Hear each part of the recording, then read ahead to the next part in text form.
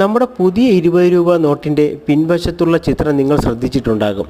ഈ കാണുന്ന ക്ഷേത്രമാണ് ആ ചിത്രം, എല്ലോറ കേവ്സ്. മഹാരാഷ്ട്രയിലെ ഔറംഗാബാദിൽ നിന്നും ഏകദേശം 30 കിലോമീറ്റർ ദൂരെ സ്ഥിതി ചെയ്യുന്ന ഒരു ചരിത്ര സ്മാരകമാണ് എല്ലോറ ഗുഹകൾ. യുനെസ്കോയുടെ ലോക പൈതൃക കേന്ദ്രങ്ങളുടെ കൂട്ടത്തിൽ ഉൾപ്പെട്ടിട്ടുള്ള ഈ ക്ഷേത്ര സമുച്ചയം 5-ാം നൂറ്റാണ്ട് മുതൽ 10-ാം നൂറ്റാണ്ട് വരെയുള്ള കാലയളവിൽ നിർമ്മിച്ചിട്ടുള്ള ബുദ്ധ, ജൈന, ഹിന്ദു വിഹാരങ്ങളുടെ കേന്ദ്രമാണ്.